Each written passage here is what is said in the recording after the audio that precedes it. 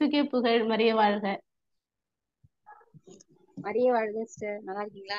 நல்லா இருக்கிறேன். நீங்க எப்படி இருக்கிறீங்க? நல்லா இருக்கேன் சிஸ்டர்.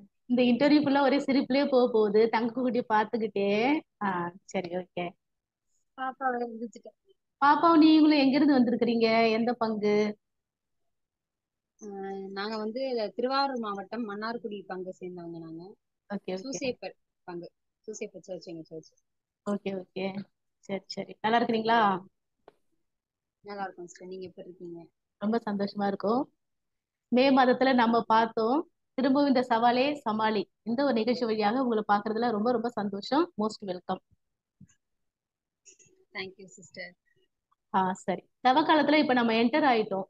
இந்த தவ காலத்துல எப்படி எல்லாம் நீங்க வந்து இந்த நாட்கள்ல வந்து செலவிடணும் அப்படின்னு சொல்லிட்டு நீங்க பிளான் பண்ணி வச்சிருப்பீங்க, ஃபேமிலியா இல்ல பர்சனலா? ஆக்சுவலா நிறைய எல்லா வருஷமே நிறைய பிளான் இருக்கும். ஆனா எதுவுமே ஒழுங்கா பண்ண முடியாது. இந்த வருஷம் என்னன்னா அந்த நிறைய எல்லாம் போடக்கூடாது. ஒன்னே ஒண்ணுதான் வைக்கணும். அதை ஒண்ணுத்தையாவது எப்படியாவது. ஏன்னா ஒவ்வொரு வருஷமும் நான்வெஜ் எப்பவுமே சாப்பிட மாட்டோம். அது ஒரு ஒருத்தல் முயற்சின்னு எப்படி சொல்றது, அது வந்து ஒரு ஒருத்தர் முயற்சி கிடையாது. ஏன்னா வெளியில இருந்து எதுவும் உள்ள போறது வந்து கடவுளை மனிதரை தீட்டுப்படுத்தாதுன்னு சொல்லிட்டு கடவுளே சொல்லியிருக்காரு. இப்ப உள்ள இருந்து நம்ம வெளியில வர்ற வார்த்தைகள் வந்து மத்தவங்களை கஷ்டப்படுத்தாம அப்படித்தானே இருக்கணும் சிஸ்டர். அதுதானே இப்ப வந்து மாமிசம்ங்கிறது ஒரு தீட்டான பொருள் கிடையாது நம்ம கடவுளை பொறுத்த வரைக்கும். அதனால நான் வந்து அந்த மாதிரி நான்வெஜ் ஆக்சுவலா சாப்பிட மாட்டோம். ஏன்னா நானே நினைச்சாலும் எங்க வீட்டுல யாரும் எடுக்க மாட்டாங்க, அதனால சாப்பிட மாட்டோம். மத்தபடி பாத்தீங்கன்னா மொபைல் போனை கொஞ்சம் நோண்ட ஆரம்பிச்சிட்டேன் இப்ப. அதனால அதை ஃபுல்லும் ஸ்டாப் பண்ணிடணும். அதுக்கு பதிலா ரீசெண்ட் டேஸா வந்து பாத்தீங்கன்னா இங்க நிறைய ப்ரேயர் நடக்குது. வெள்ளிக்கிழமை ப்ரேயர் நடக்குது. அதுல வந்து எப்போதுமே அன்பா இருங்கள் அந்த வார்த்தை வந்து ரீசெண்ட் டேஸா எனக்கு ரொம்ப டச் பண்ணிருக்கு. எப்போதுமே நம்ம வந்து அன்பாவே இருக்கணும் அப்படிங்கிற அந்த இதை வந்து அப்பயே அந்த அது ஒரு 3-4 வீக்ஸாவே இருந்தாலும் தவக்காலத்துல அது கொஞ்சம் இனிஷியேட் பண்ணுவோமே அப்படின்னு ஒரு ட்ரை பண்றேன் சிஸ்டர். அதுதான் இந்த தவக்காலத்தோட அன்புதான். Okay, okay. சந்தோஷம். சரி புஸ்கா, உங்களுக்கு தவ காலத்துல பிடித்த விஷயங்கள் ரொம்ப பிடிக்கும் அப்படின்னா? ஆக்சுவலா அந்த தவக்காலத்துல வந்து நாங்க டிராமா போடுவோம் எங்க சர்ச்ல. அந்த டிராமா வந்து நாங்களே பிள்ளைங்களே சேர்ந்து ஸ்கிரிப்ட் எல்லாம் நானே எழுதுவேன். அதுக்கு ஒரு வாய்ப்பு இருக்கும். அந்த டைம்ல வந்து ஒரு நமக்குன்னு ஒரு ஸ்பிரிச்சுவல் கைடன்ஸ் நமக்கு கிடைக்கும், எனக்கு கிடைக்கும். அது கடவுளா இருக்கட்டும் சரி, அது சம்பந்தமான மனிதர்களா இருக்கட்டும் சரி, அதுக்கு தகுந்த மாதிரி வந்து பேசுவாங்க. அந்த டிராமா ஒவ்வொரு வருஷமே புது புது ஸ்கிரிப்ட் எழுதுவோம். ஸ்கிரிப்ட் எழுதுறதுக்கு வந்து பாத்தீங்கன்னா புது புது கண்டென்ட் தான் இருக்கும். அந்த கண்டென்ட் ஒவ்வொன்றுமே வந்து யார் மூலியமாவது கடவுள் வந்து யார் மூலியமாவது உணர்த்துவாரு. சிலப்ப எனக்கு வந்து இதை எழுதும் போது திடீர்னு தோணும். சின்ன பிள்ளைங்கன்னு கிடையாது, பெரியவங்கன்னு கிடையாது, யார் வேணா எங்க குயத்துல இருக்க குட்டி பிள்ளைங்க கூட அதுக்கு ஒரு இனிஷியேட்டா இருப்பாங்க. அதுதான் எங்க தவக்காலம்னாலே அதுதான். எந்த வருஷம் என்ன டிராமா, என்ன புது தீம், அதுதான் எப்பவுமே இருக்கும். எங்களுக்குன்னு கிடையாது, எங்க ஊர் மக்களும் சரி, கொயர் பிள்ளைங்க, நடிக்கிற பிள்ளைங்க எல்லாருக்குமே சரி. அதுதான் சிஸ்டர். தவக்காலம் தான் காலத்துல ஞாபகத்துல இருக்குது எப்பவுமே. சந்தோஷம், சந்தோஷம். தவ காலத்துல பிடிக்காத விஷயங்கள் ஏதாவது இருக்குதா? அதை செய்ய பிடிக்காது, இதை செய்ய பிடிக்காது, இல்ல ஃபோர்ஸ் பண்றாங்க செய்யறதுக்கு தவ காலத்துல? பிடிக்காத நிறைய விஷயங்கள் இருக்கு சிஸ்டர். ஆக்சுவலா தவக்காலத்துலதான் பாத்தீங்கன்னா நமக்கு வந்து ஆக்சுவலா நம்ம நினைப்போம் ஆஹ் எதுவுமே இது வந்து நான் யார்ட்டையும் கோவப்படக்கூடாது அப்படின்னு நினைப்போம். நம்மள்ட்ட சுத்தி இருக்கவங்க நம்மள மாதிரியே இருக்க மாட்டாங்களா. அவங்க ஏதாவது கோவப்படுத்தும் போது ஆப்வியஸ்லி நம்மளும் கோவப்பட்டுருவோம். அவங்களும் மேபி கேத்தலிக்கா இருக்கலாம், நம்ம சுத்தி இருக்கிறவங்களாவே இருக்கலாம். நம்மள நினைச்ச மாதிரி அவங்க நினைக்கிற அவசியம் கிடையாது. இந்த தவக்காலத்துல கூட ஏன் இப்படி இருக்காங்க அப்படின்னு கோவம் வரும். அந்த விஷயம் எனக்கு ரொம்ப கோவம் வரும் சிஸ்டர். அது மாதிரிதான் எனக்கும். ஐயோ மத்த நாள்லாம் சும்மாவே இருக்கே, இந்த தவக்காலம் வரும்போது கரெக்டா அந்த கோவம் வந்துருது, இல்லைன்னா கரெக்டா அந்த டென்ஷன், அந்த ட்ரிப்பு அதிகமா நம்ம அந்த சாத்தனோட இது வந்து நிறைய இருக்கும் சிஸ்டர். அது வந்து எனக்கே தெரியும். ஏன் மத்த நாள்லாம் சும்மாவே இருக்கீங்க, தவக்காலத்துல மட்டும் எங்க இருந்தா வரீங்களோ அப்படின்னு தான் இருக்கும், அப்படின்னு தான் இருக்கும் சிஸ்டர். Okay, okay. நீங்க வந்து உங்க லைஃப்ல நிறைய தவ காலங்களை பார்த்துருக்கிறீங்க. நீங்க வந்து ஒரு யங்கலா இருக்கும் போதே ஒரு பங்குல வந்து ஆக்டிவா கொயர் இருந்திருக்கீங்க, நிறைய நாடகம் நடிச்சிருக்கிறீங்க, நிறைய வந்து ஆன்மீகத்துல உங்களை ஈடுபடுத்தி தான் வளர்ந்துருக்கீங்க. சோ மறக்க முடியாத தவக்காலம் ஏதாவது உண்டா? அதாவது நீங்க பிரேயர்ல இருந்து விரதம் இருந்து கடவுளோட உறவுல ரொம்ப இணைந்த அனுபவம், பிறரை மன்னித்த அனுபவம், அப்படி தவக்காலத்துல நடந்த ஒரு அது ஸ்பெஷல். கொஞ்சம் சில்லியா இருக்கும். ஆனா அது என்ன பொறுத்தவரையும் அது அது பெரிய விஷயம் தான். நான் 10th ஸ்டாண்டர்ட் படிக்கும் போது பாத்தீங்கன்னா அப்பதான் ஃபர்ஸ்ட் நான் வந்து கடவுள்கிட்ட என்ட்ரு ஆக ஆரம்பிச்சது. உம் அப்ப பாத்தீங்கன்னா வந்து 10th வந்து எல்லாருக்குமே இருக்குள்ள ஒரு பயம். ஐயோ நம்ம வந்து நல்லா எக்ஸாம் எழுதலையோ அப்படின்ற ஒரு பயம் இருந்துட்டே இருந்துச்சு. அப்ப வந்து தவக்காலத்துல வந்து செருப்பு போடாம நடப்பேன்.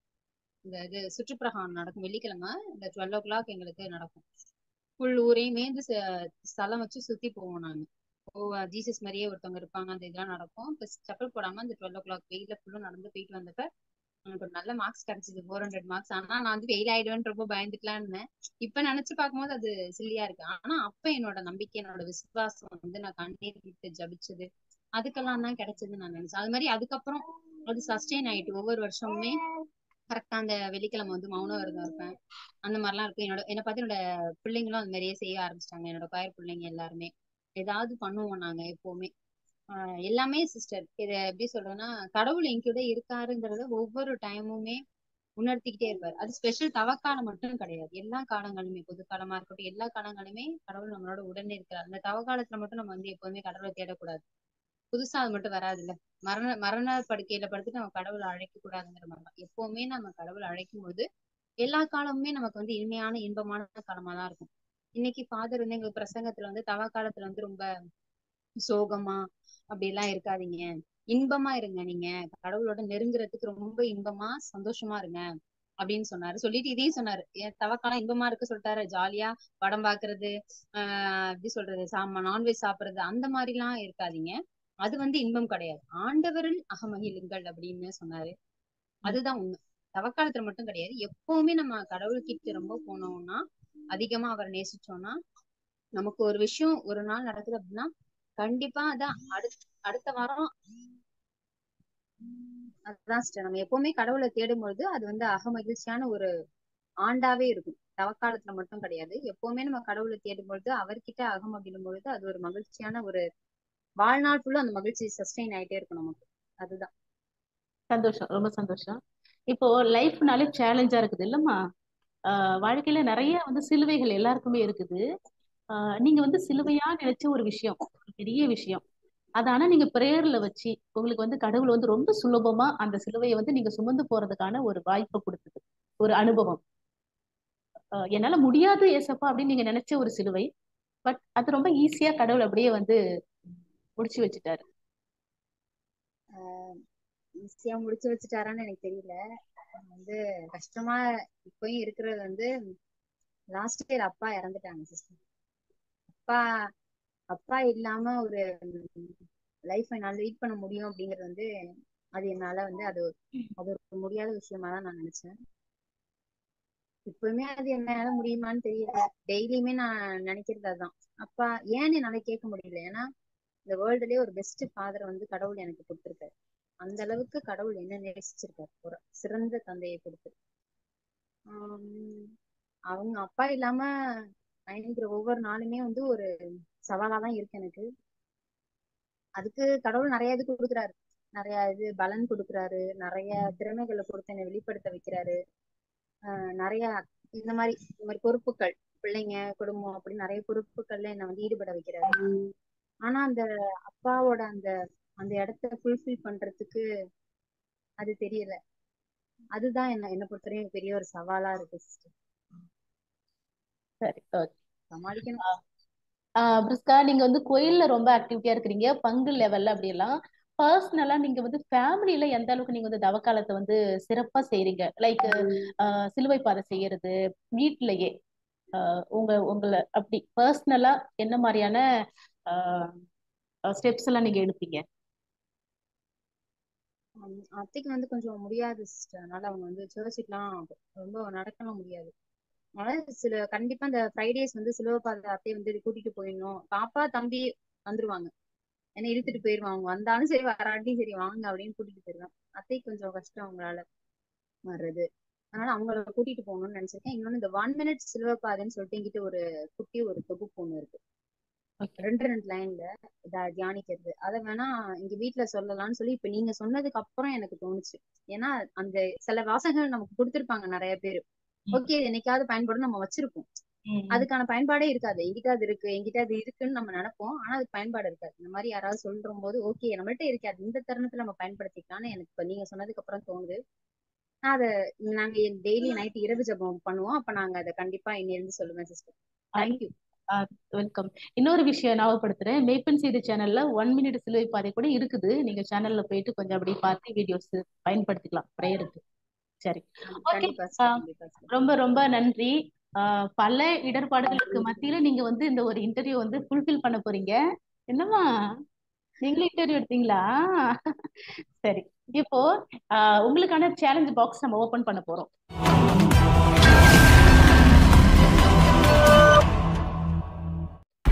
சரிங்களா? இதுல ஒரு 100 சேலஞ்ச் இருக்குது. நீங்க நிறைய ஃபேஸ் பண்ணிருக்கீங்க, நிறைய கடவுளுக்காக செய்றீங்க. பட் ஸ்டில் ஒரு வித்தியாசமான சேலஞ்சஸா இருக்கும். நம்ம ஒரு 3 எடுப்போம். அதுல இருந்து ஏதாவது ஒன்ன நீங்க செலக்ட் பண்ணிக்கிட்டு அது ஒன்ன ஃபாலோ பண்ணணும். ஓகே. 1. ஒருவர் வழக்கமாக செய்யும் வேலையை சர்ப்ரைஸாக நீங்களே செய்து வைப்பது. யாரோ ஒருத்தவங்களோட வேலை, யாரோ செய்ய வேண்டிய வேலையை நீங்க சர்ப்ரைஸா பண்றீங்க. ஃபேமிலில எல்லாமே நீங்க தான் பண்ணி ஆகணும். அடுத்த கேள்வி, அம்மா அப்பாவிற்கு பிடித்த ஒரு விஷயம் செய்வது. ஓகே. 3வது சேலஞ்ச். அடுத்து பாக்குறா பாப்பா, தவக்கால சேமிப்பு பெட்டி, அதை அப்படியே முகம் தெரியாத நபருக்கு தந்து விடுவது. முகம் தெரியாதல்ல, சாரி, அது அப்படியே தெரியாத நபருக்கு, யாருன்னு தெரியாத ஒரு நபருக்கு அந்த சேமிப்பு பெட்டி அப்படியே வந்து தந்துடுறது. ஹெல்பிங் போல. ஓகே, நான் தேர்ட் ஆப்ஷன் எடுத்துக்கிறேன். Third option. Okay. God bless you. Abundance blessings. Thank you so much. Okay. Okay, நன்றி நன்றி. ரொம்ப நாளா தோணிட்டே இருந்துச்சு. இதுவும் சொல்றது நமக்கு அது யாராவது சொன்னாதானே நமக்குன்னு ஒரு இதுதான் நமக்கு சேலஞ்சுன்னு யாராவது கொடுக்கும்போதுதான் நம்ம அதை செய்வோம். அப்படிதானே? ஆமா ஆமா. ஓகே. இப்போ இந்த தவக்காலத்துல நீங்க எல்லாம் வந்து இப்போதான் என்ன சொல்றது, 2 குழந்தைக்கு அம்மாவா இருக்கிறீங்க. But still you are young, இப்படித்தானே?